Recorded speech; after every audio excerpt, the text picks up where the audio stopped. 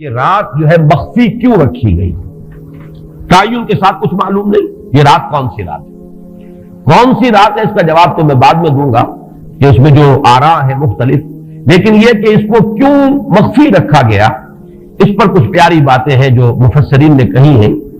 پہلی بات تو یہ کہ جتنی عظیم چیزیں ہیں ان سب کو مخفی رکھا گیا۔ قیامت کب آئے گی؟ مخفی ہے، آئے گی یہ یقینی ہے۔ کب آئے گی؟ یہ تو ان امور میں سے ہے کہ جس کا علم نبی اکرم صلی اللہ علیہ وسلم کو بھی نہیں دیا گیا، جبرائیل کو بھی نہیں دیا گیا۔ چنانچہ حدیث جبرائیل میں واضح طور پر الفاظ موجود ہیں، وَمَا الْمَسْئُولُ عَنْهَا بِأَعْلَمَ مِنَ السَّائِلِ، کچھ معلوم نہیں، نہ سائل کو معلوم نہ مسئول کو معلوم قیامت کب آئے گی۔ اب یہ عظیم حقیقت مخفی رکھا گیا اور اس کا خاص طور پر ذکر کیا گیا سورہ طٰہٰ میں، اَكَادُ أُخْفِيهَا لِتُجْزَىٰ كُلُّ نَفْسٍ بِمَا تَسْعَىٰ۔ اگر تعین کر دیا جاتا تو جو قریب کے زمانے کے لوگ ہوتے وہ تو خوب پھر محنت کرتے آخرت کے لیے، اور ذرا فاٹنے والے ہوتے وہ ذرا تساہل کرتے اس کے بارے میں۔ اس کو رکھا گیا ہے، تلوار لٹکی ہوئی ہے، کسی بھی وقت گر سکتی ہے، یہ جیسے گلوٹین کبھی اگر آپ نے دیکھا ہو جس طریقے سے اس کا چھرا گرتا ہے کسی بھی وقت گر سکتی ہے، لہذا ہر وقت چوکس رہو، چوکس میں رہو، جیسے کہ صحابہ کرام کی شان معلوم ہوتی ہے بعض روایات سے کہ ذرا تیز ہوا چلتی تھی تو وہ سمجھتے تھے قیامت آ گئی۔ اس درجے استحضار تھا اعصاب کے اوپر، اس کا اتنا اثر تھا کہ ذرا تیز دھکڑ چلا اور انہوں نے سمجھا قیامت آ گئی۔ تو اس طریقے سے قیامت کو مخفی رکھا گیا۔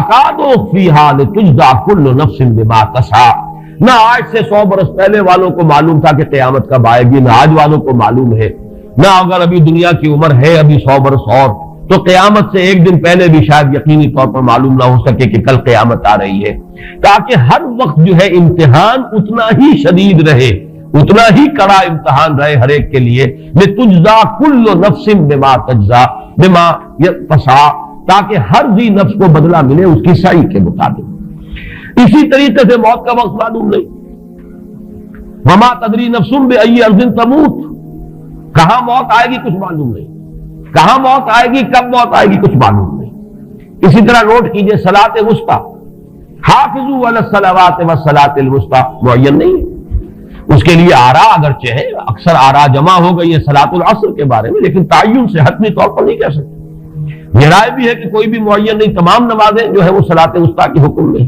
بہترین نماز، کوشش کرو کہ پوری محافظت کرو، صرف نماز کی نہیں بہترین نماز کی، ہر نماز تمہاری بہترین نماز ہونی چاہیے، ہر روز روز عید ہو، ہر شب شب برات۔ اگر اللہ تعالیٰ کے ساتھ کوئی قلبی ربط ہے تو ہر دن جو گزر رہا ہے وہ روز عید ہے، اور ہر شب جو گزر رہی ہے وہ شب برات ہے۔ لیکن اگر وہ کہ انسان کو غفلت ان کے قلب پر طاری ہے تو وہ عید کا دن بھی اس کے لیے ایک عام دن ہے، اور شب برات بھی اس کے لیے ویسی ہی ایک رات ہے جیسی کہ ہر روز آتی ہے اور چلی جاتی ہے۔ اس اعتبار سے اس کو بھی خاص جو ہے معین نہیں کیا گیا صلاۃ وسطیٰ کون سی ہے۔ اسی طرح بعض روایات میں جو آتا ہے اسم اعظم، اللہ کا ایک نام ایسا ہے کہ اس کے واسطے سے اللہ سے جو بات مانگی جائے وہ رد نہیں ہو، لیکن وہ کون سا نہیں بتایا گیا۔ اقوال ہیں، اندازے ہیں، حی و قیوم پر زیادہ، الحی القیوم پر زیادہ لوگوں کا جو ہے وہ اجماع ہوا ہے، لیکن یہ کہ یقین سے نہیں کہہ سکتے۔ تو اسی میں اس کو بھی نوٹ کر لیجئے کہ اس کو مخفی رکھا گیا ہے لیلۃ القدر کو۔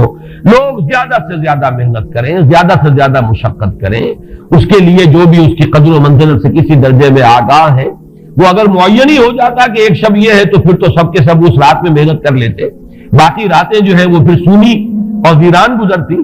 لیکن یہ کہ مطلوب یہ ہے کہ زیادہ سے زیادہ راتیں آباد ہوں، زیادہ سے زیادہ راتوں میں ذکر ہو، عبادت ہو، دعا ہو، اس لیے اس کو مخفی رکھا گیا، یہ حکمت ہے۔